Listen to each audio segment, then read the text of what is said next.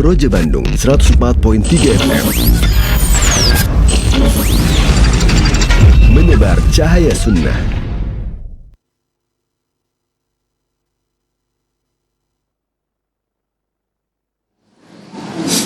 Min sayyiati a'malina man yahdihillahu fala mudilla lahu wa man yudlil fala hadiya lahu. Asyhadu an la ilaha illallah wahdahu la syarika lah wa asyhadu anna Muhammadan abduhu wa rasuluh.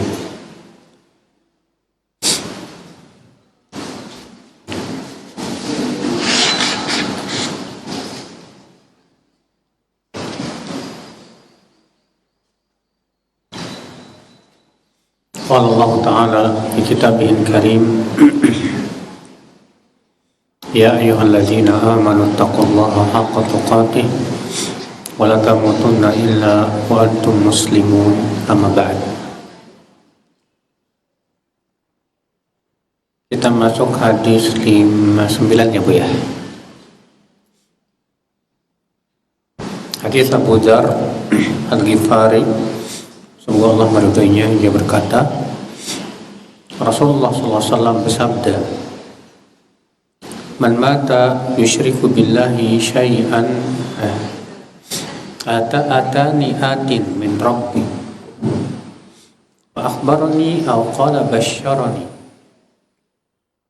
man mata min ummati la yusyriku billahi syai'an dakhala al-jannah. Qultu wa in zana wa in saraq. Qala wa in zana wa in saraq.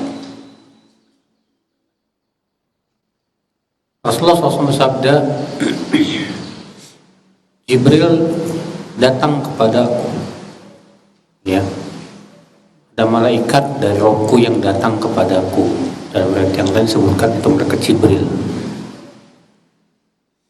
dan mengabarkan kepadaku atau memberikan kabar gembira kepadaku bahwasanya siapa saja yang mati dari umatku dalam keadaan tidak mempersekutukan Allah dengan apapun, ia pasti masuk surga.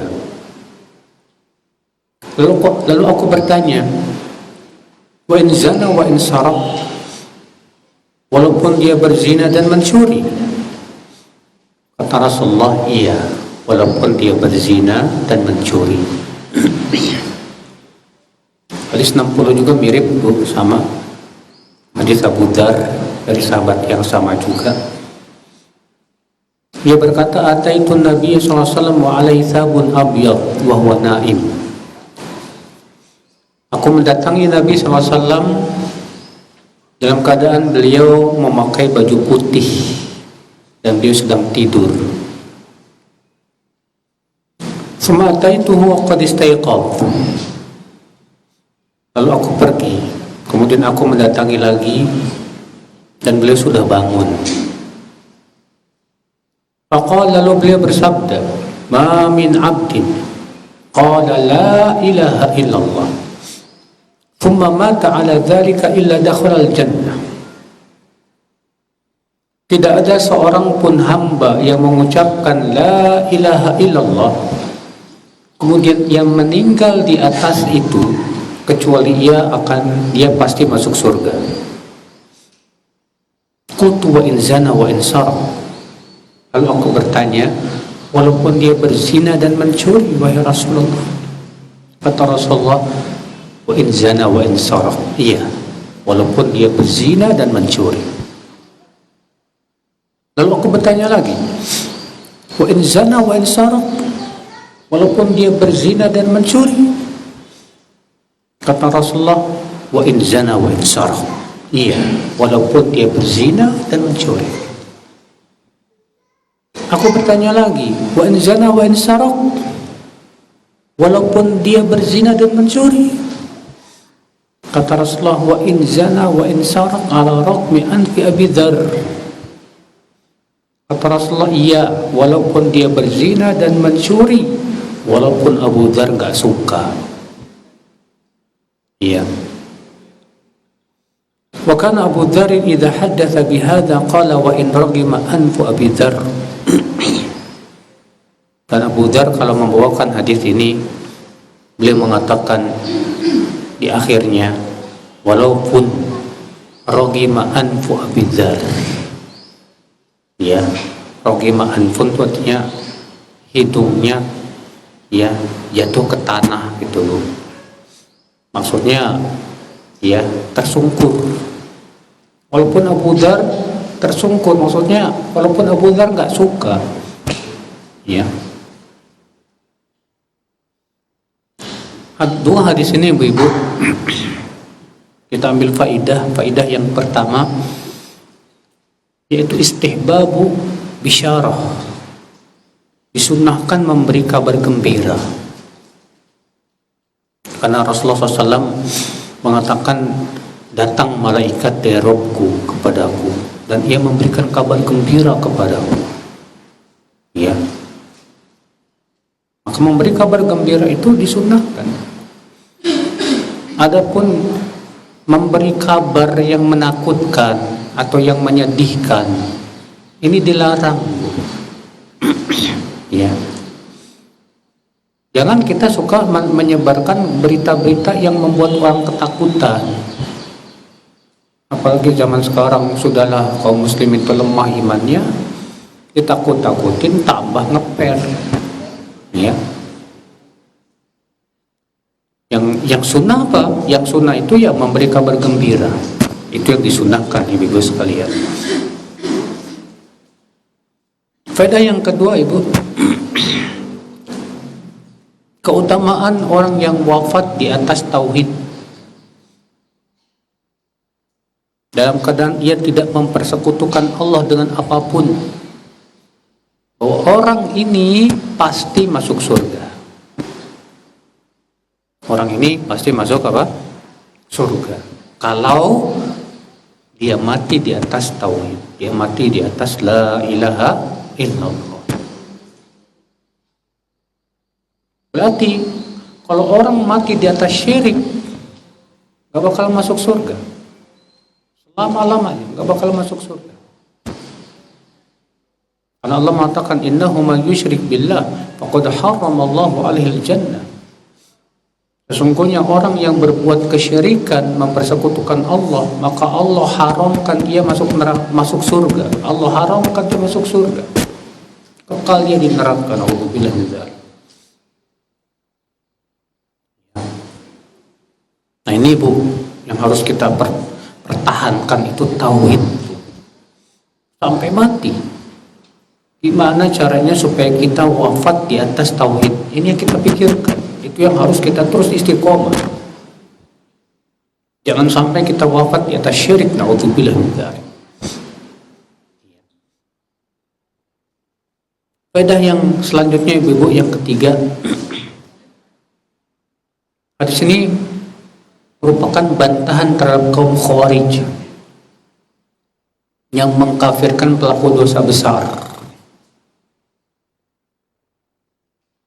Karena orang-orang Khawarij mengatakan orang yang berzina, orang yang mencuri itu kafir, murtad dari agama Islam katanya.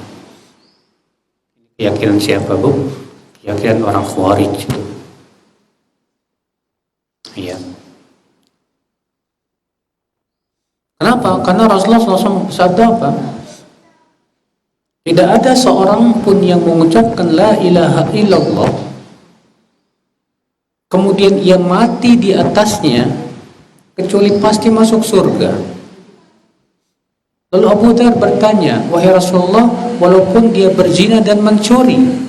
Kata Rasulullah, ya, walaupun dia berzina dan mencuri. Berarti orang ini tidak kafir. Berarti orang yang berzina dan mencuri tidak kafir. Kalaulah dia kafir, tentu Rasulullah akan mengatakan orang yang berzina dan mencuri kekal di neraka. Ketika Rasulullah mengatakan walaupun dia berzina dan mencuri, kalau dia mati di atas la ilaha illallah tetap masuk surga. Itu menunjukkan pelaku dosa besar tidak kafir. Keyakinan Ahlussunnah wal Jamaah ibu, bahwa pelaku dosa besar itu tahtal masyiah, di bawah kehendak Allah Subhanahu wa ta'ala. Jika Allah kehendaki untuk mengampuninya, Allah ampuni. Jika Allah tidak kehendaki, ya, dan Allah inginkan dia diadab, Allah adab dia. Mana dalilnya? Firman Allah. Allah berfirman, "Innallaha la yaghfiru an yushraka bih wa yaghfiru ma duna dzalika liman yasha." Sesungguhnya Allah tidak mengampuni dosa syirik, dan Allah masih mengampuni dosa yang lebih rendah dari syirik bagi siapa yang Allah kehendaki. Dosa yang lebih rendah dari syirik, ya, masih diampuni, tapi Allah mengatakan apa? Liman yasha, bagi siapa yang Allah kehendaki. Berarti pelaku dosa besar, dosa-dosa di bawah syirik itu diserahkan kepada kehendak Allah, tahtal masyiah. Ya. Ini ibu-ibu sekalian. Namun ibu-ibu, hadis ini rupanya dijadikan dalil oleh orang Murji'ah.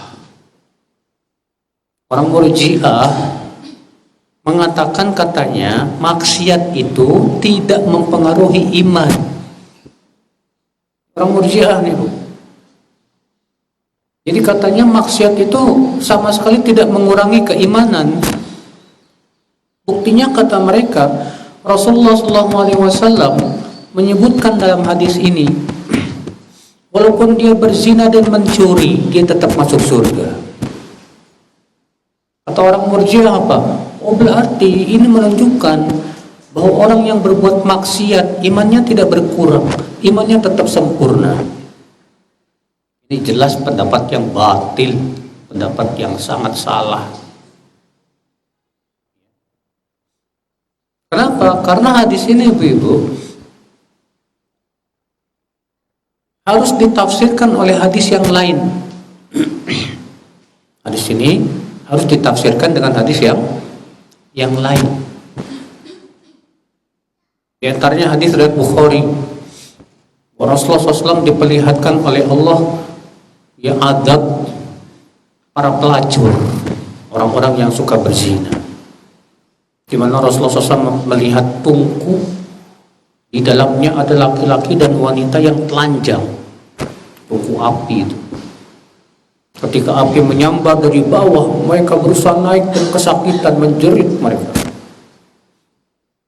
Lalu Rasulullah bersabda kepada malaikat yang membawanya, "Subhanallah, siapa mereka?" Kata malaikat, "Mereka itu para pelacur, para pezina." Iya. Itu menunjukkan bahwa zina, mencuri mempengaruhi iman, dan bahwasanya pelakunya diancam dengan adab. Ya. Jadi hadis ini, ibu-ibu, jangan sampai kita bacakan juga, Bu, kepada pelacur nih, Bu, hadis ini. Ya. Karena kan dalam hadis ini dikatakan apa? Tidak ada seorang pun hamba yang mengucapkan la ilaha illallah kemudian dia mati di atas la ilaha illallah kecuali masuk surga, walaupun dia berzina dan mencuri. Oh, orang nanti salah paham, Bu. Nanti asik dong, walaupun berzina, walaupun mencuri tetap masuk surga. Mendingan saya berzina dong, enak. Kita katakan tidak. Tidak boleh dipahami demikian, saudaraku. Kenapa? Karena ini hadis janji Allah bagi orang yang mati di atas la ilaha illallah, di atas tauhid, dan dia tidak mempersekutukan Allah dengan apapun. Sementara jika kamu terus-menerus berbuat zina, jika kamu terus-menerus berbuat maksiat, siapa yang menjamin kamu bahwa kamu bisa mati di atas la ilaha illallah? Siapa yang bisa menjamin kamu bahwa kamu bisa mati di atas tauhid? Para ulama mengatakan al-ma'asi dihlizul kufur. Maksiat itu corong menuju kekafiran. Ya, Allah mengatakan Az-zaniyatu la yanqihuha illa zanin aw musyrik wa hurrima dzalika 'alal mu'minin. Wanita yang suka berzina tidak boleh menikahinya kecuali laki-laki yang suka berzina lagi, atau laki-laki musyrik, dan itu diharamkan atas kaum mukminin. Ya. Lihat, Allah mengatakan wanita yang suka berzina tidak boleh menikahinya kecuali laki-laki yang suka berzina lagi atau laki-laki musyrik.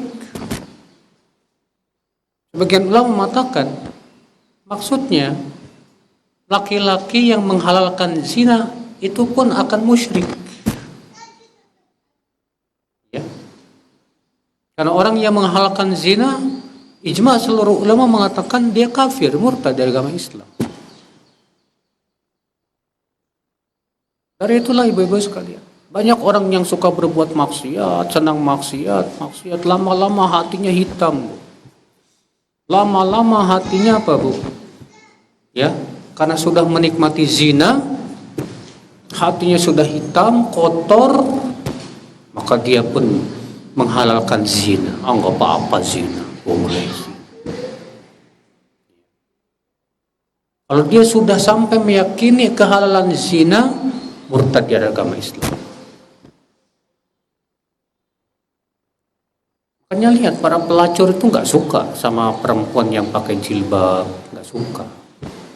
Benci dia kepada wanita-wanita yang baik-baik, yang menutup aurat. Benci dia, nggak suka. Iya. Para pelacur itu, lihat ibu,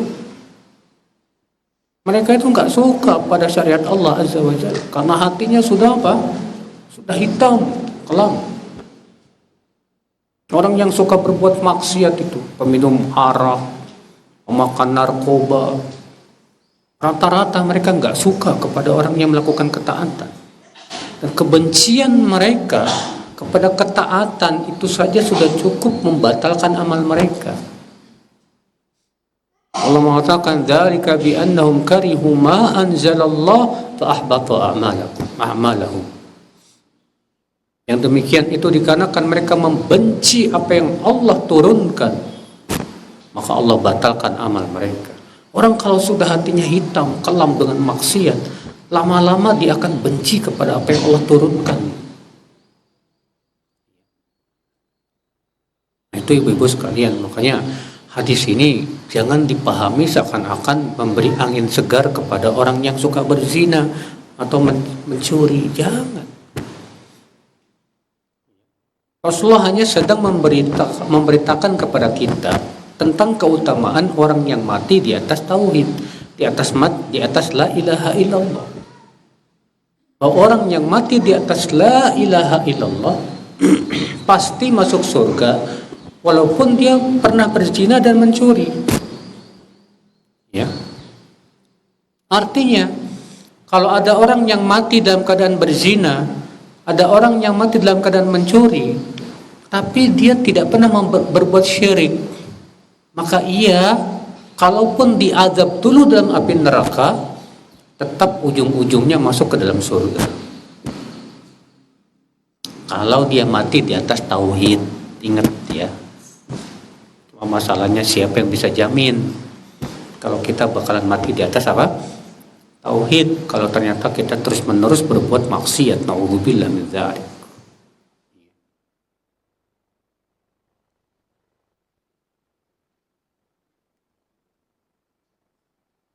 Hadis bab berikutnya, bab tahrimi qatlil kafir ba'da an qala la ilaha illallah. Bab haramnya membunuh orang kafir dalam peperangan setelah dia mengucapkan la ilaha illallah. Artinya kalau orang kafir ini mengucapkan la ilaha illallah dalam peperangan, ya nggak boleh dibunuh, walaupun ada dugaan yang kuat bahwa dia pura-pura mengucapkan itu, ya tetap nggak boleh dibunuh. Hadis 61, hadis Al-Miqdad bin Al-Aswad annahu qala Rasulullah sallallahu alaihi wasallam, ia berkata kepada Rasulullah sallallahu alaihi wasallam, ara'aita in laqitu rajulan minal kuffar, bagaimana pendapatmu hai Rasulullah kalau aku dalam perang ketemu musuh dari orang kafir, faqtatalna, lalu kami pun berperang, fadaraba ihda yadayya bisayfi faqata'aha, lalu dia berhasil menebas tanganku sehingga putus ya dengan pedangnya. Tapi aku terus melawan dia ya Rasulullah. Thumma ladha minni bisyajarah, lalu kemudian dia berlindung di sebuah pohon. Faqala aslamtu lillah, lalu dia mengatakan aku masuk Islam karena Allah. Ya, aqtulu ba'da ya anqalaha, bolehkah aku bunuh dia ya Rasulullah setelah dia mengucapkan itu? Jadi Al-Miqdad bin Al-Aswad bertanya, Bu, bagaimana pendapatmu ya Rasulullah kalau dalam peperangan nih ya, aku ketemu musuh dan aku kemudian perang sama dia dan dia berhasil memutuskan tanganku, tapi aku terus melawan sampai dia kalah. Ketika aku mau bunuh, dia mengucapkan la ilaha illallah. Boleh nggak saya bunuh tuh orang kayak gini? Apa kata Rasulullah? La taqtul, nggak boleh kamu bunuh dia. Apa kata Al-Miqdad? Ya Rasulullah, innahu qata'a ihda yaday, thumma qala ba'da dzalika ma qata'aha. Tapi ya Rasulullah, dia sudah memutuskan salah satu tangan saya. Setelah itu dia mengucapkan la ilaha illallah setelah dia memutuskan tangan saya. Apa kata Rasulullah SAW? La taqtulhu, jangan bunuh dia. Fa in qataltahu fa innahu bimanzilatika qabla an taqtulahu. Jika kamu bunuh dia, maka dia berada di tempatmu sebelum kamu membunuhnya. Artinya dia statusnya muslim. Ya. Wa innaka bimanzilatihi qabla an yaqula kalimatahu allati qal, dan kamu berada di tempatnya sebelum dia mengucapkan kalimat la ilaha illallah. Artinya kalau kamu bunuh dia, kamu dibunuh lagi dengan hukum kisos. Karena orang yang membunuh seorang muslim dalam Islam dikisos, dibunuh lagi. Ya, orang yang membunuh dihukum bunuh lagi dalam Islam itu. Nah ini ibu-ibu sekalian. Di sini ibu-ibu kita ambil faidah. Bolehnya bertanya tentang sesuatu yang kemungkinan besar terjadi. Bolehnya bertanya tentang sesuatu yang kemungkinan besar terjadi. Karena orang ini bertanya, "Hai Rasulullah, bagaimana pendapatmu kalau aku bertemu dengan seorang kafir di medan perang, lalu aku berperang dengan dia, lalu dia berhasil memutuskan tanganku?" Ini kan belum terjadi, tapi kemungkinan besar bakalan terjadi dalam perang. Maka yang seperti ini boleh tanyakan, boleh. Ya. Yang tidak boleh itu, Bu, kita mempertanyakan sesuatu yang akan datang tapi kemungkinan untuk terjadinya jauh atau bahkan mustahil. Contoh misalnya kalau ibu bertanya, "Ustadz, kalau misalnya kambing saya kawin sama babi, anaknya halal apa haram?" Kita katakan, nanti biarin dulu sampai terjadi. Ya. Semenjak kapan kambing kawin sama babi? Kemungkinannya sangat kecil, bahkan bisa mustahil. Maka yang seperti ini para ulama memakruhkan, nggak boleh bertanya tentang sesuatu yang apa? yang jauh kemungkinan terjadinya atau bahkan mustahil terjadi. Nggak boleh. Ya. Maka membahas permasalahan-permasalahan seperti itu nggak ada manfaatnya. Beda kalau misalnya ya kemungkinan terjadinya kuat gitu. Kalau tes. Kalau kemungkinan terjadinya kuat, boleh kita pertanyakan. Nah, ini Ibu sekalian. Seperti halnya juga Abdullah bin Buhainah mengatakan, "Ya Rasulullah, kami suka suka mancing di laut. Kami suka pergi ke laut dan suka membawa air yang sedikit. Kalau kami berwudu dengan air tersebut, kami nggak bisa minum, ya Rasulullah. Boleh nggak kami berwudu dengan air laut?" Ini kan sesuatu yang kemungkinan besar terjadi hal seperti itu. Maka kita pertanyakan. Nah, yang seperti ini boleh untuk dipertanyakan ibu-ibu sekalian. Hadis ini kita ambil faedah yang kedua, ibu-ibu, bahwa orang yang mengucapkan la ilaha illallah, maka kita hukumi dia sebagai seorang muslim. Dan muslim halal, haram hartanya, haram darahnya, haram kehormatannya. Sebagaimana Rasulullah SAW sabda di dalam ketika haji wada, ya. Apa kata Rasulullah SAW?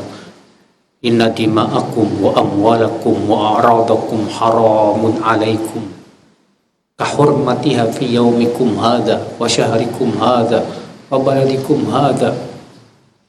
Sesungguhnya darah kalian, harta kalian, dan kehormatan kalian haram atas kalian, sebagaimana keharaman di hari ini, di bulan ini, dan di negeri ini. Artinya seorang muslim itu darahnya haram, hartanya haram, gak boleh diambil. Jadi siapapun yang mengucapkan la ilaha illallah, dia memperlihatkan, dia mengucapkan dua kalimat syahadat la ilaha illallah, maka kita hukumi sebagai muslim. Ya. Dan tidak boleh ibu-ibu kita menuduh dia, ini jangan-jangan pura-pura ini. Ya, tidak boleh kita menghukumi jangan-jangan pura-pura ini, nggak bisa. Karena kata-kata jangan-jangan pura-pura itu kan dugaan, masih dugaan. Makanya sahabat ini mengatakan apa? Kata sahabat, "Hai Rasulullah, ketika dia berhasil memutuskan tanganku, lalu dia mengucapkan la ilaha illallah, masa nggak boleh aku bunuh? Bisa jadi di kemungkinan dia pura-pura itu, ya Rasulullah." Kata Rasulullah apa? Jangan kamu bunuh. Ya, ini Bu, makanya setiap orang yang mengucapkan dua kalimat syahadat di hadapan kita hukumi sebagai muslim secara lahiriahnya. Adapun apa yang ada di hatinya, serahkan kepada Allah. Hanya Allah yang Maha tahu. Apakah dia pura-pura apa enggak, ya kita nggak tahu. Kita hanya sebatas menghukumi sesuai dengan lahiriah. Ya. Di sini kita ambil faidah, ibu-ibu, yaitu kaidah hadis ini menunjukkan kepada kaidah nahkumu bidzawahir wa nufawwidu sarair ila Allah. Kita hanya bisa menghukumi sesuai dengan yang dia tampakkan kepada kita saja. Kalau dia tampakkan dirinya sebagai seorang muslim, ya sudah, kita hukumi dia sebagai seorang muslim. Ya. Kalau dia menampakkan kepada kita dia jati diri sebagai seorang kafir, ya udah, kita hukumi dia sesuai dengan yang tampak kepada kita. Ibu-ibu kalau misalnya ketemu orang di pasar, Bu, terus di lehernya ada kalung salib, kira-kira ibu menghukumi dia muslim apa bukan? Hah? Gak mungkin lah. Ibu melihat di lehernya ada kalung salib, wah ini orang Kristen. Iya kan Bu? Iya. Kenapa? Kita menghukumi sesuai dengan yang dia tampakkan kepada kita, ya enggak? Iya. Ya. Makanya dari itulah Bu, penting Bu, seorang muslim itu membedakan dirinya dengan orang kafir harus dengan pakaian yang memang dia memperlihatkan jati dirinya sebagai seorang muslim. Sekarang pakaian orang kafir dengan orang Islam sama aja, kita jadi bingung. Ini orang Islam apa bukan? Ya. Makanya kan dalam Islam dilarang tasyabuh. Rasulullah SAW sabda, "Man tasyabbaha biqaumin fahuwa minhum." Siapa yang menyerupai suatu kaum, maka ia termasuk golongan mereka. Maka seorang muslim perlihatkan jati dirinya sebagai seorang muslim. Jadi kalau kita ketemu, kita sudah langsung memahami ini muslim. Kalau ibu ketemu di jalan orang pakai peci, pakai koko, pasti ibu akan mengatakan ini muslim, ya nggak Bu? Ini muslim. Ya. Tapi kalau ibu ketemu sama orang yang pakai pakaian preman, bertato, ya, pakai jeans ketat, pakai baju yang merecet, kira-kira ibu bisa menghukumi nggak dia muslim apa bukan? Susah, karena nggak ada bedanya, tidak memperlihatkan jati dirinya dia sebagai seorang apa? Muslim. Sementara kita kaum muslimin diminta untuk memperlihatkan jati diri kita sebagai seorang muslim. Ya. Allah mengatakan, "Wa man ahsanu qawlan mimman da'a ila Allah wa amila salihah wa qala innani minal muslimin." Siapakah orang yang paling baik ucapannya dari orang yang berdakwah kepada Allah dan beramal saleh? Lalu dia berkata dengan terang-terangan, aku muslim. Artinya dia memperlihatkan jati dirinya sebagai seorang muslim. Ya. Kalau di negeri kita memperlihatkan jati diri sebagai seorang muslim sangat ditekankan, Bu. Karena alhamdulillah negeri kita diberikan kebebasan. Tapi kalau misalnya di negeri yang di situ kalau kita memperlihatkan jati diri kita sebagai seorang muslim, akhirnya kita malah diculik atau dibunuh, ya nggak apa-apa, kita menyembunyikan, dimaafkan hal seperti itu. Nah ini ibu-ibu dan bapak sekalian, nah, di sini kita ambil faidah ibu-ibu bahwa kita dalam bersikap tidak boleh hanya sebatas berdasarkan perasaan dan emosi, nggak boleh. Tapi kita menyikapi sesuatu itu harus dengan ilmu, dengan syariat. Karena sahabat ini berkata, "Ya Rasulullah, dia sudah memutuskan tangan saya. Setelah dia memutuskan tangan saya dengan pedangnya, dia mengucapkan la ilaha illallah. Enggak boleh saya bunuh dia." Kata Rasulullah, "Jangan bunuh dia." Ya. Yang namanya dalam perang, ketika tangan kita diputusin orang kan kita kesel kan, ya nggak Bu? Terus dia mengucapkan la ilaha illallah, tetap nggak boleh dibunuh. Padahal saat itu kita pasti sedang emosi banget, sedang kesal banget, karena dia sudah memutuskan tangan kita. Namun dalam Islam nggak boleh Bu. Ya, bersikap itu berdasarkan emosi nggak boleh. Bersikap itu harus berdasarkan apa? Ilmu, tuntunan, syariat. Makanya hati-hati Bu ya. Kalau lagi emosi, tahan diri. Wajib tahan diri. Ya.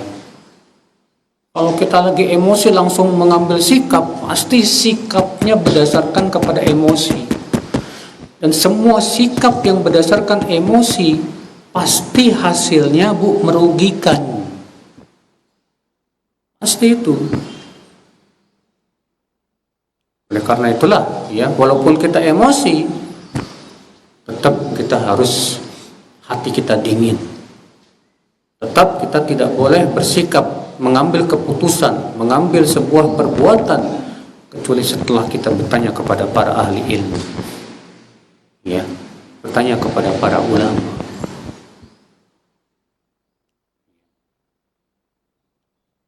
Nah, ini Ibu sekalian, ini pelajaran yang agung sekali, ya. Nah, di sini kita ambil faedah selanjutnya, Ibu, bahwa orang yang membunuh muslim dalam Islam hukumnya dibunuh lagi. Orang yang membunuh seorang muslim dalam Islam hukumnya dibunuh lagi, dikisos namanya, kisos. Dan hukum kisos itu kehidupan, Bu. Karena dengan adanya tegaknya hukum kisos, orang gak berani bunuh. Karena dia tahu kalau dia bunuh bakal dibunuh lagi. Makanya Allah mengatakan apa? Walakum fil qisasi hayatun ya ulil albab. Dan untuk kalian dalam hukum kisos itu terdapat kehidupan untuk kalian, wahai orang-orang yang punya pikiran. Hukum Allah adil, Bu, pasti. Dan wajib kita yakini bahwa hukum yang paling adil itu hukum Allah. Wajib diyakini. Allah berfirman apa? Wa man ahsanu ya hukman minallahi liqaumin yuqinun. Adakah yang paling baik hukumnya dari hukum Allah bagi orang yang yakin? Gak ada. Ya. Maka dari itu, kalau di suatu negara ditegakkan hukum Allah, pasti aman, pasti aman. Dan negara yang tidak mau menegakkan hukum Allah pasti gak bakalan aman, gak bakalan aman selama-lamanya, gak bakalan tentram, gak bakalan damai. Ya, Ibu sekalian. Hadis 62, hadis Usamah bin Zaid. Usamah bin Zaid ini anaknya Zaid bin Harithah, termasuk salah satu sahabat yang sangat dicintai oleh Rasulullah SAW. Qala ba'athana Rasulullah SAW ila al-furuqah fasabbahna al-qawm fahazamnahum. Rasulullah SAW mengirim kami untuk menyerang suatu tempat yang bernama Huruqah. Lalu kami serang mereka di waktu pagi dan kami berhasil mengalahkan mereka. Walahiktu ana wa rajulun minal ansar rajulan minhum. Dan aku bersama seorang laki-laki Ansor berhasil mengejar seorang laki-laki dari mereka. Falamma ghashinahu qala la ilaha illallah. Ketika kami telah menguasai dia dan kami hendak bunuh dia, dia mengucapkan la ilaha illallah. Faqafal ansariyu anhu. Adapun orang Ansor tidak jadi membunuh, nggak berani. Wa ta'antu birumhi. Tapi aku malah membunuh dia dengan tombakku. Hatta qataltuhu, sehingga aku pun kemudian berhasil membunuhnya. Falamma qadimna, ketika kami pulang ke kota Madinah, balaghan Nabi SAW, sampai hal itu kepada Rasulullah SAW. Ya. Jadi sampai berita bahwa Usamah membunuh orang yang mengucapkan la ilaha illallah. Kenapa Usamah membunuh, Bu? Karena Usamah mengira orang ini pura-pura, ya. Sampailah berita itu kepada Rasulullah SAW. Dipanggilnya Usamah. Apa kata Rasulullah kepada Usamah? Ya Usamah, aqataltahu ba'da ma qala la ilaha illallah. Apakah kamu membunuhnya setelah dia mengucapkan la ilaha illallah? Qultu kana muta'awwidha. Ya. Lalu aku berkata, ya Rasulullah, dia mengucapkan la ilaha illallah itu hanya untuk melindungi diri saja. Maka Rasul sabda, afala syaqqaqna qalbah? Kenapa kamu tidak belek saja hatinya, jantungnya, supaya kamu tahu bahwa dia mengucapkan tersebut karena yang dalam rangka melindungi diri. Famazala yukarriruha, dan Rasulullah terus mengulang-ulang ucapan itu. Kenapa kamu tidak belek hatinya? Kenapa kamu tidak belek hatinya? Sampai Rasulullah mengulang-ulang, hatta tamannaitu anni lam akun aslamtu qabla dzalikal yaum. Sampai-sampai aku ya berangan-angan kalau aku belum masuk Islam sebelum hari itu. Saking marahnya Rasulullah SAW.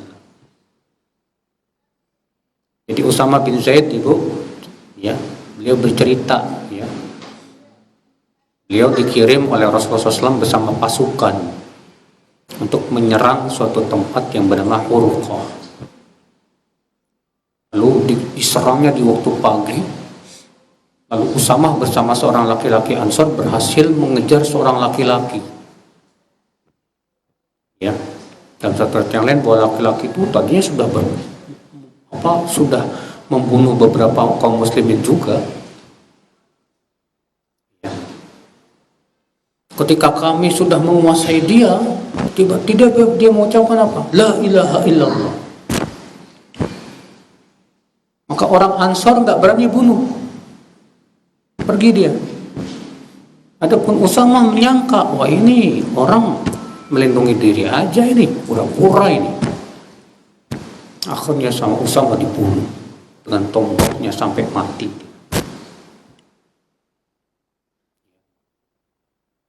Tapi apa yang terjadi, Ibu? Rasulullah marah sekali kepada Usamah. Kenapa? Karena Usamah membunuh orang yang mengucapkan la ilaha illallah hanya karena dugaan. Ya, hanya karena apa? Dugaan. Maka Rasulullah mengatakan, hai Usamah, apakah kamu bunuh dia setelah mengucapkan la ilaha illallah? Kata Usamah, ya Rasulullah, kana muta'awwidan. Dia hanya untuk melindungi diri saja mengucapkan la ilaha illallah itu, ya Rasulullah. Apa kata Rasulullah? Afala syaqqaqta qalban? Kenapa kamu tidak belek aja hatinya, jantungnya, supaya kamu tahu bahwa dia mengucapkan tersebut karena berlindung diri? Dari mana kamu tahu? Terus Rasulullah mengulang-ulang sampai Usamah ya berharap, andaikan waktu itu aku masuk Islam, baru masuk Islam. Ya. Hari ini Ibu-ibu kita ambil faidah yang pertama, Ibu-ibu. Hadis ini menunjukkan keutamaan Usamah bin Zaid, di mana Rasulullah SAW mengirim Usamah sebagai panglima perang. Ya, Usamah bin Zaid ini ya sering kali diutus oleh Rasulullah untuk menjadi panglima perang.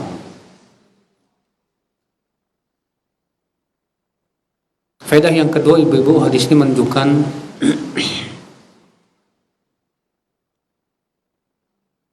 bahwa orang yang mengucapkan la ilaha illallah wajib dihukumi dia sebagai seorang muslim yang wajib dilindungi harta dan darahnya. Ya. Siapapun yang mengucapkan la ilaha illallah di hadapan kita, maka wajib kita hukumi dia sebagai seorang apa? Muslim.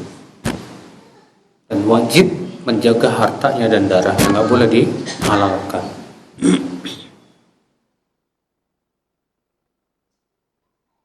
Di sini kita ambil faedah, Ibu, bahwa tidak boleh kita mengkafirkan seorang muslim hanya berdasarkan dugaan. Tidak boleh mengkafirkan seorang muslim hanya berdasarkan apa? Dugaan, walaupun dugaan itu dugaan kuat, nggak boleh. Makanya kata para ulama, orang yang masuk Islam secara yakin tidak boleh dikeluarkan dari Islam kecuali dengan yang yakin. Nggak boleh hanya sebatas dengan apa? Dugaan, walaupun itu dugaan kuat. Ya. Karena Usama bin Zaid di sini ya tetap membunuhnya dengan dugaan ini orang cuma melindungi diri.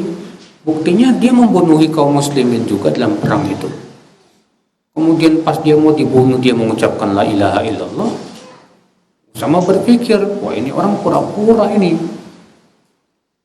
Berarti Usama pada waktu itu apa? Menghukumi dengan dugaan yang kuat. Tapi dalam hal ini tetap tidak boleh. Tidak boleh. Makanya ini diambil kaidah oleh para ulama dalam masalah kafir mengkafirkan, Bu. Kita tidak boleh mengkafirkan seorang muslim kecuali dengan sesuatu yang yakin. Bukan sebatas dugaan. Ya. Nah, itu Ibu sekalian.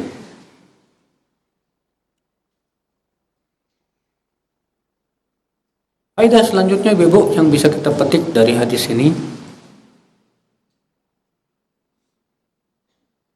Hadis ini menunjukkan Ibu sekalian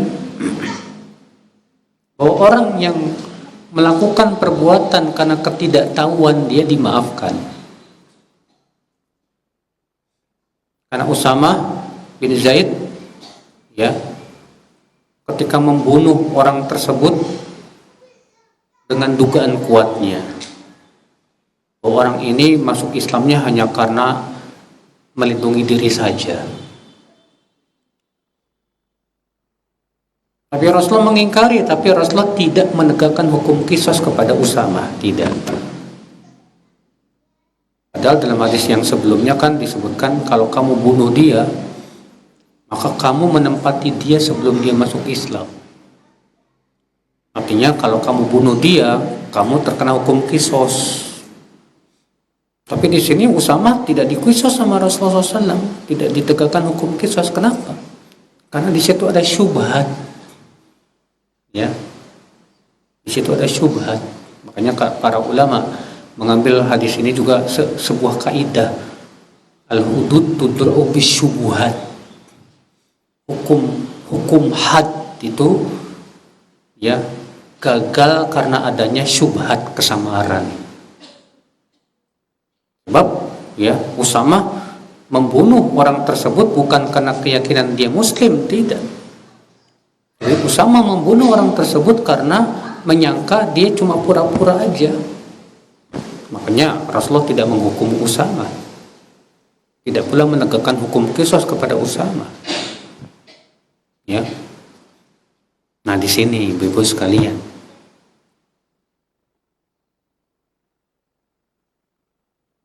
kita lanjutkan Ibu sekalian bab qaulin Nabi SAW, man hamala alina silah falaysa minna. Siapa yang membawa senjata untuk menyerang kami kaum muslimin, maka ia bukan dari golongan kami. Artinya, kalau ada orang yang memerangi kaum muslimin, maka ia bukan dari kaum muslimin. Namun terlihat keadaannya. Hadis 63 dan 64. Dalam hadis 63, hadis Abdullah bin Umar, anna Rasulullah sallallahu alaihi wasallam qala, man hamala alaina silah falaysa minna. Siapa yang membawa senjata untuk menyerang kami, ya, maka ia bukan dari golongan kami. Hadis yang kedua yaitu hadis Abu Musa al-Ash'ari dari Nabi SAW. Beliau bersabda, Laisa minna man hamala alaina silah falaisa minna. Siapa yang membawa senjatanya untuk menyerang kami, maka ia bukan dari golongan kami.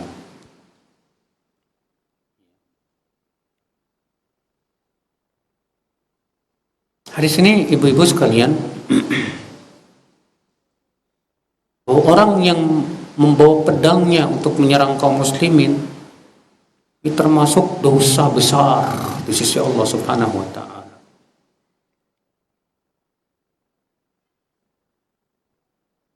Namun kalau dia meyakini bahwa boleh atau menghalalkan darah seorang muslim dan mengatakan bahwa darah seorang muslim itu halal, maka orang seperti ini ya bukan muslim. Dia kafir, murtad dari agama Islam. Atau kadang kan ada orang yang membunuh orang itu Pak, karena ingin mengambil hartanya, merampok, kayak curanmor gitu kan. Lalu dia membunuh yang punya motor, diambilnya motornya itu masuk dosa yang sangat besar di sisi Allah Subhanahu wa taala. Iya. Apalagi nyawa seorang muslim itu di sisi Allah sangat mahal, Bu. Rasulullah SAW apa? La zawalud dunya, hilangnya dunia itu lebih ringan di sisi Allah daripada hilangnya nyawa seorang muslim. Ya. Ibu-ibu sekalian, di sini kita ambil faidah ibu-ibu sekalian. Hadis ini menunjukkan tidak boleh membantu orang kafir untuk memerangi kaum muslimin. Dengan cara misalnya kita menjual senjata kepada orang-orang kafir yang kita tahu orang kafir itu memerangi kaum muslimin. Kita malah jual senjata kepada mereka. Berarti kita sama saja membantu untuk memerangi kaum muslimin. Ya. Maka tidak boleh ibu-ibu sekalian. Iya. Hadis atau bab selanjutnya, bab tahrimi darbil khudud wa syaqqil juyub wa du'a bid'awal jahiliyah. Bab haramnya menampar pipi, menyobek baju, kantong baju, dan menyerut dengan seruan jahiliyah, maksudnya meratap. Hadis 65, hadis Abdullah bin Mas'ud, semoga Allah meridhoinya, ia berkata, qala Nabi SAW, Nabi SAW bersabda, laisa minna man darabal khududa wa syaqqal juyuba wa da'a bid'awal jahiliyah. Bukan golongan kita orang yang menampar-nampar pipi dan menyobek-nyobek kantong baju dan menyeru dengan seruan jahiliyah, maksudnya meratap. Hadis 66 juga masih sama. Hadis Abu Musa al-Ash'ari, waji'a Abu Musa waja'an syadidan faghusya alaih wa ra'su fi hajri imra'atin min ahli. Abu Musa al-Ash'ari pernah sakit keras sampai pingsan beliau. Dan pada waktu itu kepala beliau berada di pangkuan istrinya. Falam yastati an yarudda 'alaiha syai'an. Dalam satu riwayat bahwa keluarganya itu menjerit, ya. Dan Abu Musa tidak bisa membantah apa-apa, tidak bisa menjawab apa-apa untuk mereka. Falamma afaqa qala, ketika Abu Musa telah sadar, maka Abu Musa berkata, ana bari'um Aku berlepas diri mimman bari'a minhu Rasulullah SAW, dari orang yang Rasulullah SAW berlepas diri darinya. Inna Rasulullah SAW bari'a minas saliqah wal haliqah wasyaqah.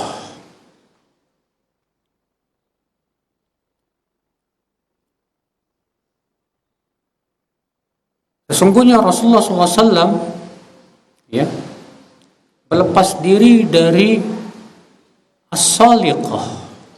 As-saliqah itu artinya orang yang mengangkat suaranya saat musibah, teriak-teriak. Wal haliqah, al-haliqah itu yang mencukur rambutnya ya saat terjadi kematian karena tidak ridho.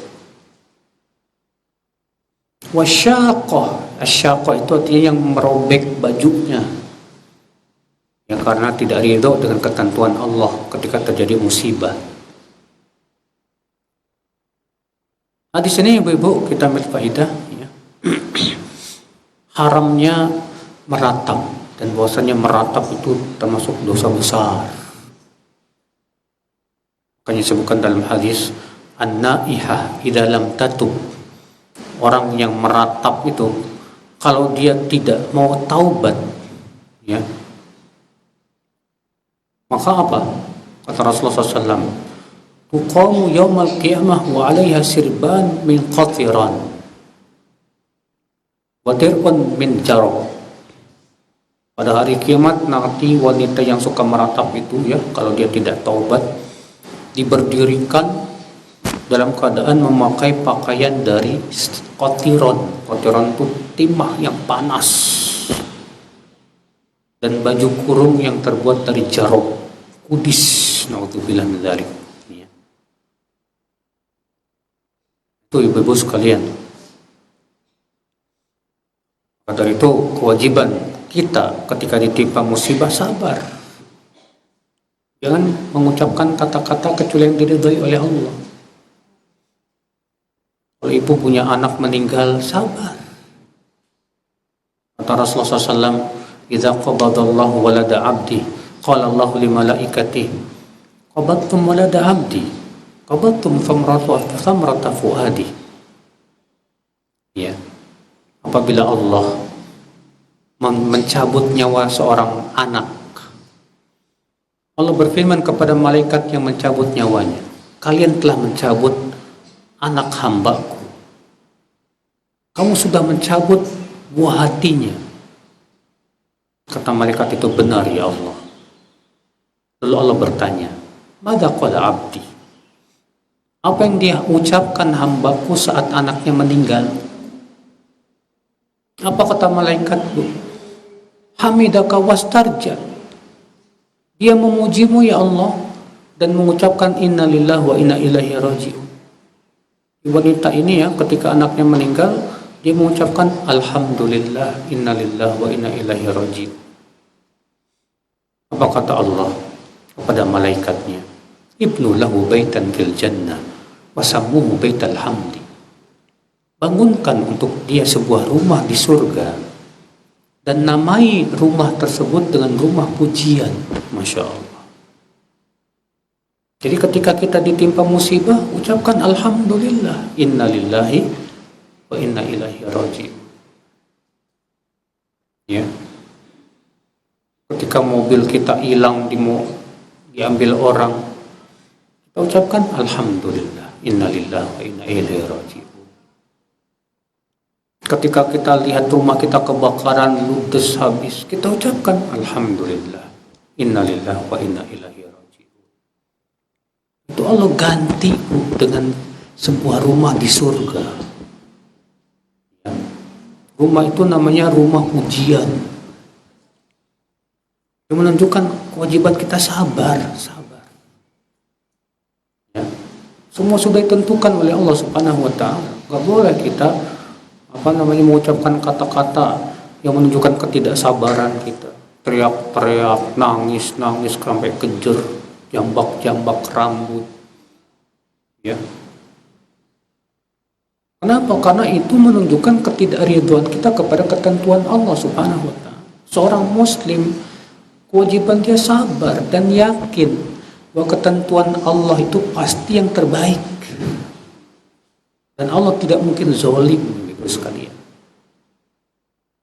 Ini ibu sekalian. Jadi nggak boleh meratap, ya, haram hukumnya meratap. Kewajiban kita sabar aja. Kadang ada seorang ibu, anaknya sudah meninggal setahun masih sedih aja. Kita katakan, Bu, udahlah nggak usah sedih. Kenapa ibu harus sedih? Apakah dengan kesedihan itu anak ibu bakal hidup lagi? Nggak bakalan. Sedih itu tidak akan memberikan solusi. Tapi kan wajar Ustadz, masa kita nggak boleh sedih? Bukannya nggak boleh sedih, Bu. Sedih itu malah memberikan mudarat untuk badan ibu. Orang kalau sedihnya lama-lama jadi apa, Bu? Badannya itu penyakitan nanti, Bu. Ya. Allah tidak pernah menyuruh kita sedih kok. Sebutkan satu ayat dalam Al-Quran atau satu hadis dalam sunnah Rasulullah SAW yang menyuruh kita sedih terhadap musibah yang menimpa kita. Nggak ada sama sekali. Yang ada disuruh kita sabar. Ya. Makanya kata Ibnu Qayyim, ma madha la yudfa'u bil huzn. Sesuatu yang sudah berlalu jangan disikapi dengan sedih. Wa innama yudfa'u bis sabr wa ridha. Tapi kita sikapi dengan sabar dan ridho dengan ketentuan yang Allah berikan kepada kita. Ya. Ingat loh, Bu, Allah memberikan kepada kita ujian bukan untuk membinasakan kita, tidak. Tapi karena Allah ingin mengganti dengan yang lebih baik dari itu. Ya. Yang lebih baik di dunia maupun di akhirat. Di akhirat lebih baik dan lebih kekal. Maka dari itulah ibu-ibu sekalian, ya, musibah-musibah yang menimpa dan menerpa jangan sampai menyebabkan kita menjadi orang yang jauh dari Allah. Gara-gara kita seudon sama Allah, gara-gara kita nggak ridho dengan ketentuan Allah, akhirnya Allah murka sama kita. Udah dikasih musibah, udah gitu Allah murka sama kita, ruginya double. Tapi kalau kita dikasih musibah lalu sabar, ridho, Allah ridho kepada kita, Allah kasih kita pahala besar. Ruginya sedikit, untungnya gede. Ya. Nah itu ibu-ibu sekalian. Jadi hadis ini menunjukkan nggak boleh ya kita meratap, ya. Kita nggak boleh melakukan sikap-sikap yang menunjukkan ketidakridhoan kita terhadap ketentuan Allah Subhanahu wa Ta'ala. Baik, saya kira cukup sampai di sini. Barangkali ibu-ibu ada yang mau nanya, Allah.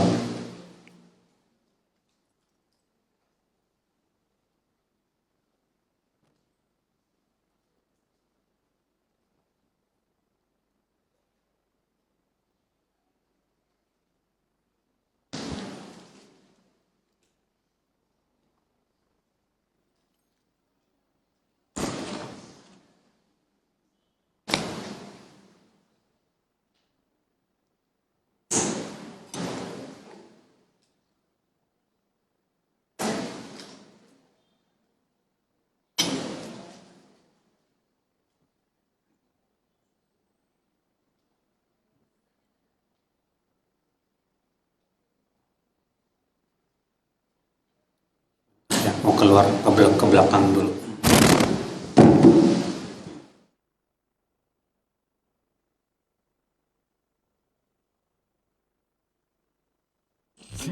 Radio Roja Bogor 100.1 FM, Radio Roja Majalengka 93.1 FM, Radio Roja Palu 101,8 FM, dan Radio Roja Bandung 104.3 FM. Menebar cahaya sunnah.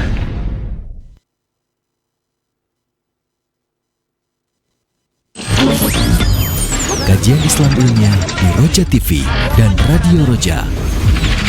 Namun ada satu hal yang tampaknya menjadi kesepakatan para ulama bahwasanya amalan terbaik setelah yang wajib adalah zikir, mengingat dan memuji Allah Subhanahu wa taala, dan termasuk di dalamnya adalah majelis ilmu dan belajar ilmu agama.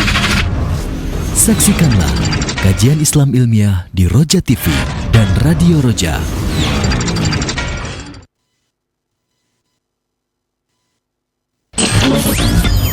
Kajian Islam ilmiah di Roja TV dan Radio Roja.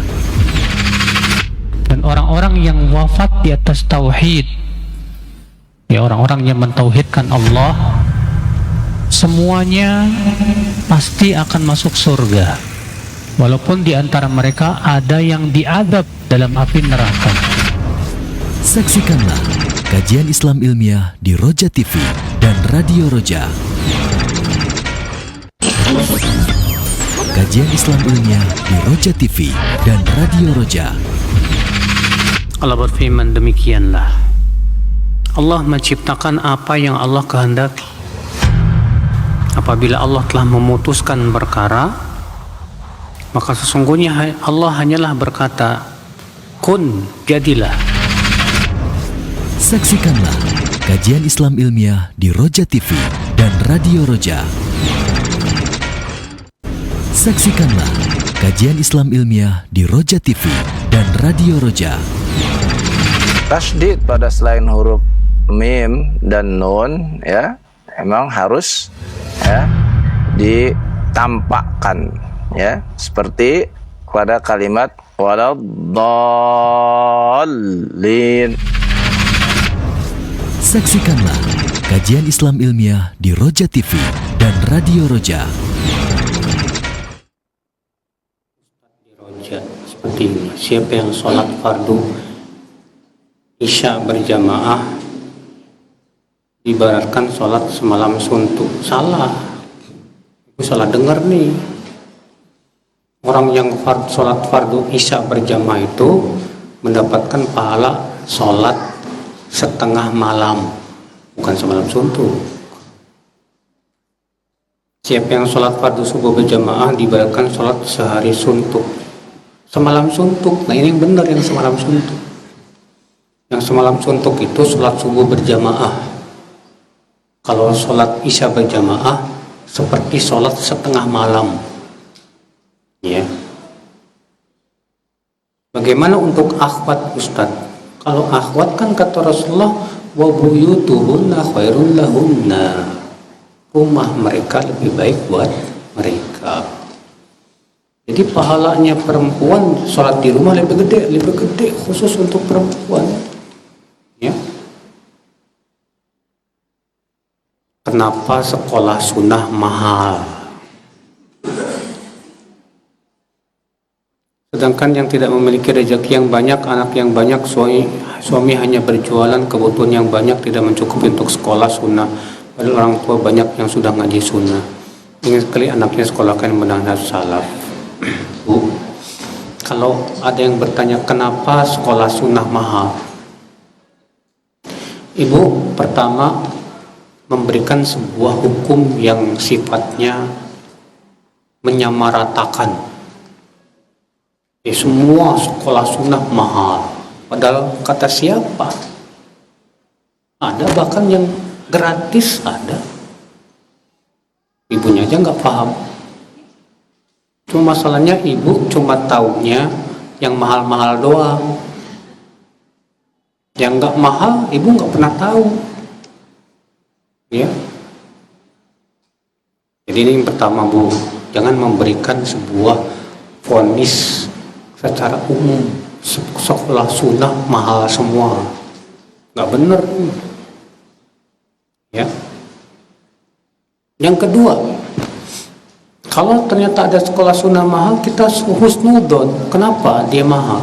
Bisa jadi pertama, dia ingin memberikan kualitas yang terbaik. Dari sisi apa? Ya, pertama pelayanan buat muridnya, biar mereka bisa tidur yang nyaman, makanannya yang enak. Kemudian mereka ingin memberikan yang terbaik untuk para guru, maka mereka ingin gaji guru-gurunya dengan gaji yang gede. supaya guru itu fokus mengajar. Sebab kalau dikasih gajinya kecil, akhirnya apa? Gurunya nyari duit. Kalau guru nyari duit, nggak fokus ngajar, akhirnya sekolah nggak ada kualitas. Tapi ketika gurunya fokus ngajar dan dia bisa profesional, bagus. Makanya akhirnya dimahalkan karena untuk mempertahankan kualitas tadi. Iya. Jadi kita jangan suudon dulu, belum apa-apa udah suudon, hanya karena kita nggak mampu menyekolahkan di sekolah tersebut, langsung memberikan statement menyamaratakan semuanya. Nggak boleh seperti itu. Yang ketiga, kalau memang ibu nggak bisa memasukkan ke sekolah sunnah, lalu ibu menyekolahkan di sekolah umum yang malah merusak akidah anak ibu, kenapa ibu tidak bisa menyekolahkan anak ibu di rumah sendiri? Tanggung jawab ibu sebagai orang tua mana untuk mendidik anak? Emangnya mendidik anak itu tanggung jawab sekolahan? Bukan, Bu. Orang tua yang number one, yang nomor satu untuk mendidik anak. Ya. Allah, saya kenal seorang ibu yang dia malah mendidik anaknya di rumah. Dia bilang, saya pengen anak saya bisa hafal Quran, dan berhasil. Anaknya hafal Quran hanya karena didikan orang tuanya. Iya. Makanya Bu, ibu kalau memang nggak punya biaya untuk sekolahkan di sekolah sunnah, ibu menuntut ilmu lah yang rajin untuk ibu ajarkan kepada anak. Sediakan waktu ibu khusus untuk mengajar anak-anak. Nggak harus kok anak belajar matematika, fisika, IPA, nggak harus. Ya, ajarkan kepada anak sekedar yang ibu tahu tentang matematika, tambah-tambahan, kali-kalian, kurang-kurangan, udah cukup seperti itu. Rezeki Allah yang nanggung Bu kalau masalah dunia. Ya. Itu Bu, jadi sadari bahwa sebetulnya kewajiban utama untuk mendidik itu adalah kewajiban orang tua. Ya. Bagaimana hukumnya mengakikahkan anak yang sudah meninggal? Kalau memang anak itu sempat lahir hidup, ya, kemudian beberapa hari atau beberapa minggu meninggal dan belum sempat diakikahkan, maka tetap diakikahkan. Ya. Apakah kambing kurban bisa digabungkan dengan kambing akikah? Pendapat yang sahih, yang rajih, tidak bisa, karena beda sebab. Jadi masing-masing. Jadi duluan yang mana? Akikah dulu atau korban dulu? Akikah dulu aja Bu, kan itu berhubungan dengan hak anak. Ya. Kalau memang tidak punya uang kecuali untuk beli 1 ekor domba saja. Tapi kalau ibu punya duit banyak ya untuk bisa beberapa beli, ya mendingan beli aja 1 buat akikah, 1 buat apa? Kurban.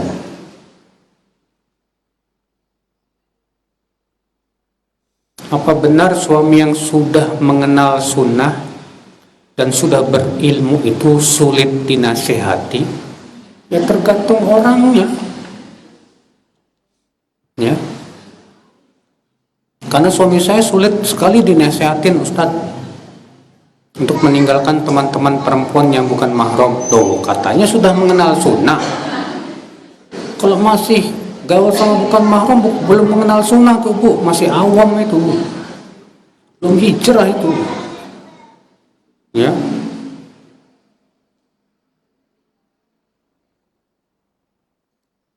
Jadi kalau suami ibu sudah mengenal sunnah tapi nggak mau dinasihatin, itu artinya ilmunya nggak bermanfaat.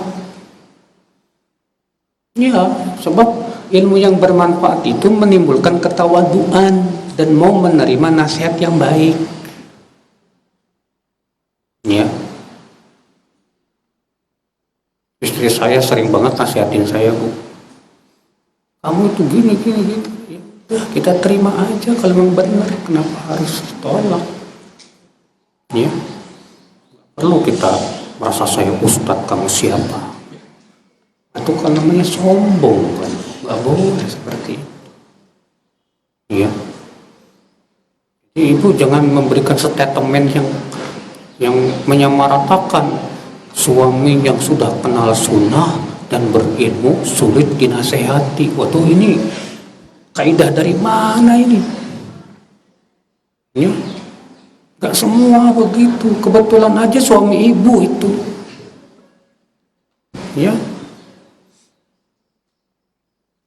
Saya doakan mudah-mudahan suaminya dapat hidayah, Bu. Mudah-mudahan kalau memang suami ibu udah ngaji, mudah-mudahan ya ilmunya bermanfaat buat suami.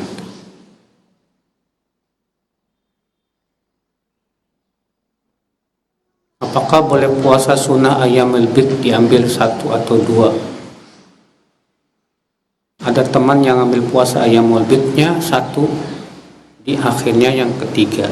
Terima kasih.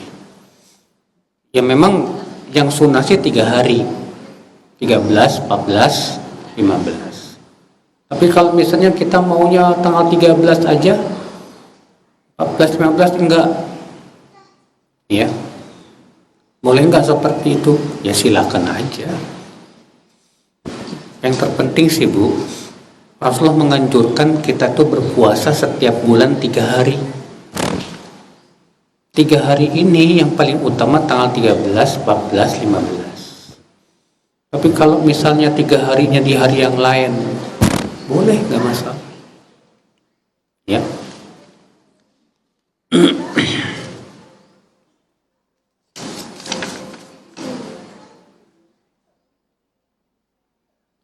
Apa hukumnya masak pakai biji pala?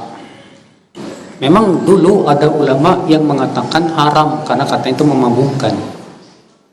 Tapi kata-kata memabukkan ini, Bu, perlu diperiksa lagi. Apa benar biji pala memabukkan? Ini kan butuh penelitian lagi. Yang pernah saya tanyakan kepada ahli herbal, biji pala itu tidak memabukkan, Ustadz, katanya. Biji pala itu hanya membuat orang ngantuk tidur. Makanya anak kecil kalau nggak bisa tidur, dia ubun-ubunnya dikasih biji pala aja tidur. Ya. Jadi bukan memabukkan, bukan, kata beliau. Itu kan zaman dulu ulama mengatakan bahwa itu memabukkan. Tapi kan itu kan pendapat bisa dibuang, bisa diterima. Sampai kita lihat benar nggak secara kenyataan bahwa biji pala itu memabukkan. Saya belum dapat literatur yang mengatakan bahwa biji pala itu memabukkan. Yang ada adalah menidurkan, munawwim, bikin orang tidur, bikin tidurnya pules. Ya, kalau ibu misalnya nggak bisa tidur, makan biji pala, insya Allah tidurnya enak tuh. Ya, ini yang jelas butuh penelitian lagi secara mendetail, benar nggak biji pala memabukkan. Kalau saya pernah tanya kepada seorang ahlinya, tidak memabukkan. Ya.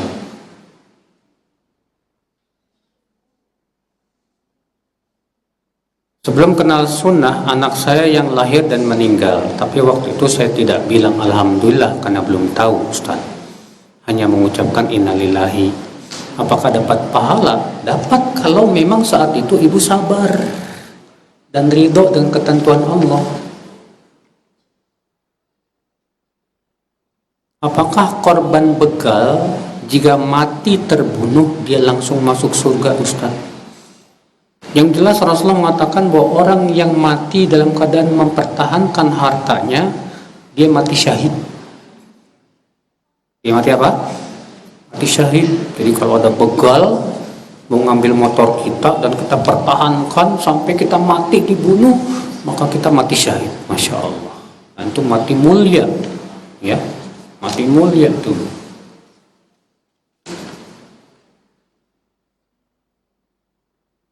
Kalau suami saya punya 2 istri, lalu saat salah satu istrinya melahirkan, si suami memberi hadiah, tapi hanya kepada istri yang habis melahirkan saja.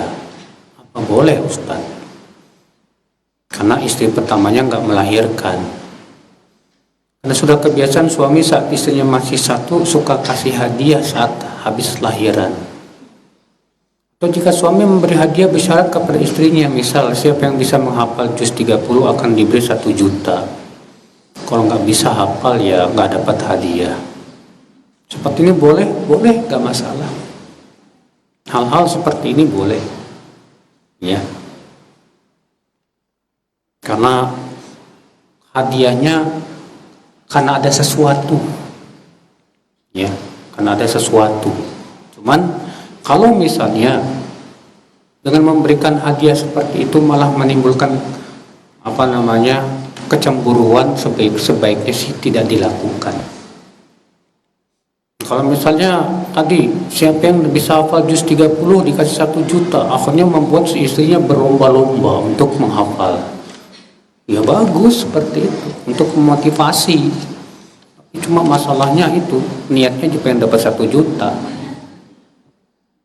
Niat ngapalinnya bukan karena Allah, tapi karena pengen dapat 1 juta. Ya. Teman anak terpaksa dan dengan berat hati bekerja dengan berbagai macam pekerjaan demi mencukupi kebutuhan keluarga. Sementara suaminya sudah lama tidak bekerja dan tidak menafkahi. Ia minta khulu, tapi suaminya tidak mau. Ia ke pengadilan agama, tapi permohonan cerainya ditolak karena belum pisah rumah selama 6 bulan. Bolehkah teman anak pergi dari rumah dan tinggal di kos-kosan bersama anaknya selama 6 bulan agar pengadilan agama mau memproses gugatan cerainya? Boleh kalau seperti itu. Karena yang namanya nafkah itu hak istri, ya. Dan ternyata pemerintah kita punya syarat, boleh khulu kalau sudah pisah 6 bulan. Ya udah, gimana lagi? Untuk supaya bisa pisah, ya. Kak, ibu bilang kepada istri suami, khulu itu hak istri bukan hak kamu. Kalau talak hak suami bukan hak istri. Tapi kalau khulu itu hak istri. Kalau khulu mau, ya sudah, saya kembalikan ini mahar saya, kamu dulu yang berikan saya, silahkan, saya pergi. Karena ibu mau minta khulu nggak dikabulkan gara-gara syaratnya harus sudah berpisah selama 6 bulan untuk memenuhi syarat ini. Wallahu a'lam. Ya, yang saya pandang seperti ini boleh kalau memang keadaannya suami memang sudah tidak mau bertanggung jawab lagi, nggak mau lagi ngasih nafkah, ya.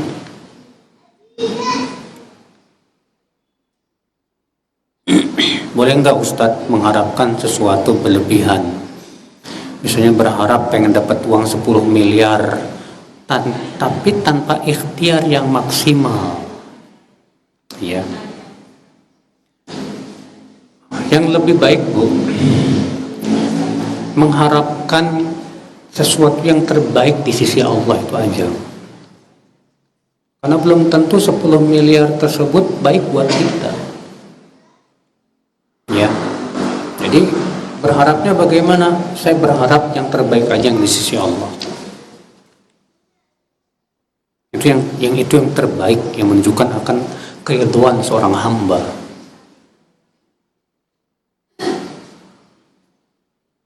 Apa hukumnya memakan makanan atau produk Israel?